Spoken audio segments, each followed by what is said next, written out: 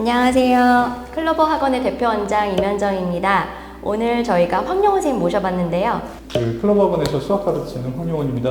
안녕하세요. 저희가 지금 제일 고민인 건 저희 클로버 학원에서 수학과학은 진짜 성적이 잘 나오는 친구들이 있어요. 근데 영어, 국어가 너무 안 나온 거예요. 근데 전 과목 다 잘해야 아이들 어쨌든 좋은 대학에 입학할 수 있잖아요. 수학만 잘하는 애들은 좋은 대학 갈 수 있을까요? 많이 어렵죠. 네. 어떻게 방법이 없을까요, 선생님? 수학과학에 특화된 아이들이라고 하면 이건 예전부터 그랬지만 특별한 전형들이 따로 있었죠. 그 중에 이제 가장 대표적인 게 수리논술이고, 아시는 분들 아시겠지만 이제 과거 영재고 애들한테 특화되어 있는 시험 형태, 특기자나 면접, 이제 이런 형태의 시험이 전 과목으로 승부를 보는 형태의 시험이 아니고 수학 아니면 플러스 수학 과학 정도에서 승부를 보는 시험인데, 요즘은 과학을 또 빼는 추세여서 거의 수학으로만 승부하는 경우가 많기 때문에 아마도 수학이 좀 특화되어 있다라는 학생들이라면 수리논술이 가장 적합한 형태의 입시 전형일 것 같아요. 그러면 수리논술로 대학을 가려면 내신은 상관없는 건가요? 실제 수리논술에서의 배점은 그대로 그냥 점수로 나오니까 그 몇 점 정도야 수리논술 부분 점수 갖고 왔다 갔다 할 수 있는 형태라 네네네. 크게 반영이 이제 안 된다고 보여지는 거죠. 그래서 내신 형태가 많이 딸린다라고 이 전형을 이제 포기하거나 생각하지 않는 친구들도 있긴 한데, 네네. 실제로는 아까 말씀드린 그런 전형 요소를 잘 살펴보면 굳이 이걸 피할 이유가 없는 거죠. 오히려 내신이 안 좋다라고 했을 때는 아마도 그게 정시에서도 좀 가능성이 없을 확률이 높고 전 과목이 안 될 테니까. 네, 그렇죠. 더더군다나 한 과목에 집중할 수 있다면 아마 적합한 시험은 이제 수리논술. 네. 내신을 치던 아니면 정시를 치던 이 모든 시험이 거의 단답형이 있긴 하지만 거의 객관식 시험 형태로 이게 승부를 보기 때문에 결과적으로 단답형 형태는 어느 정도 내가 90% 정도 알고 있다? 80% 정도 알고 있다. 이거 자체가 점수화되지 않아요. 맞추면 100이어야 그게 점수가 나가는 거고 4점, 3점. 만약에 99% 풀었어도 답이 미스가 나면 개수를 세면 하나 잘못 셌다.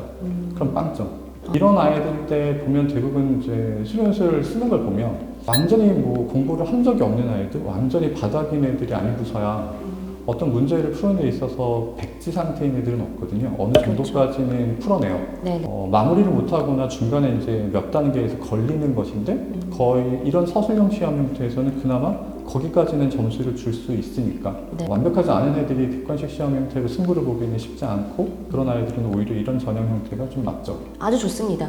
그러면 우리 아이들이 내신 성적이 좀 잘 안 나오고 영어, 국어나 이런 다른 과목이 좀 상대적으로 약하다면 수리논술은 정말 좋은 전형이 될 수 있겠네요. 그럼 이거를 고등학교 3학년에 수리논술 좀 여름방학에 임박해가지고 시작한다면 괜찮을까요? 목표에 따라 좀 다른 것 같아요. 그 다음에 두 번째는 목표와 아이들의 어떤 이제 수학 수준?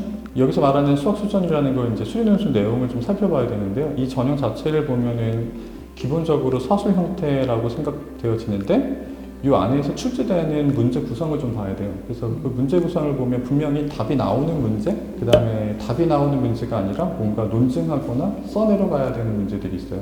근데 거의 대부분 수능 형태의 공부는 조금 어렵거나 서술하는 형태도 있지만 그것들이 결국에는 전부 답을 내게 만들어져 있거든요. 요즘 시험이 쉬워지는 추세이다 보니까 결과적으로 논술에서도 답이 나오는 형태의 문제가 꽤 출제가 되는 편인데 이걸 논술에서 전부 다 100% 소화시켜 주기는 힘들어요. 만약에 여름부터 해서 결과가 좋았다라고 하면 수학 공부가 어느 정도는 객관식 형태로 공부가 잘 되어 있어야 되는데, 여기서 객관식 형태로 잘 되어 있어야 한다는 말은 답만 나오는 형태가 아니라 그 주요식 자체를 정확하게 써서 실제로는 객관식 문제도 틀려서 답이 잘못 나와서 선지 없으면 다시 돌아가서 검사해갖고 주요식 형태나 연산을 한번 확인할 수 있어야 되는데 그 부분에서 실수가 없는 애들, 그다음에 그런 연습이 좀 잘 되어 있는 아이들, 이런 애들이 좀 괜찮고, 그다음에 수학 문제 자체도 이건 수능에서 다뤄지지 않는 내용이야, 아니면 이런 거는 평가원 스타일 아니야, 이렇게 어려운 거는 풀 필요 없어.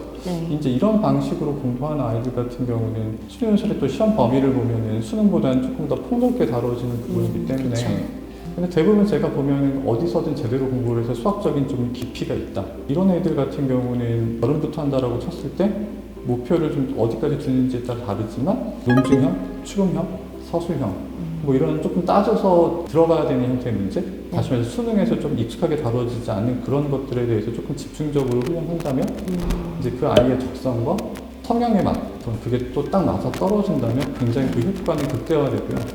그 반면에 그게 좀 싫은 애들이 있어요. 그냥 네. 객관식에 특화돼 있어서 뭔지는 잘 모르겠는데 대충 여기까지 계산해보니까 답이 대충 이거인 것 같아. 이렇게 푸는 애들 같은 경우는 서술 형태에서 좋은 점수를 좀 받기 힘들고 시간이 꽤 걸리겠죠. 그러면 이게 케이스 바이 케이스지만 수학적으로 좀 풀이 과정이나 이런 것들이 잘 되어 있고 수학적인 능력이 좀 포괄적으로 잘 되어 있는 친구들은 고3 여름방학에 시작을 해도 늦지 않지만 그런 게 좀 안 돼 있고 내신 위주의 문제를 좀 답을 잘 찍는 친구들 같은 경우에는 조금 어려울 수 있겠네요, 수리 논술이. 그럼 우리가 지금 이 영상에서는 수리 논술을 할 수 있는지, 우리가 내신이 안 나왔을 때 어떤 아이가 수리 논술을 시작하면 좋겠는지, 준비했으면 좋겠는지에 대해서 한번 알아봤습니다. 그러면 다음 시간에는 제가 한번 수리 논술로 의대도 갈 수 있는지 제가 한번 여쭤보려고 합니다. 그럼 오늘 영상은 여기서 끝내겠습니다. 감사합니다.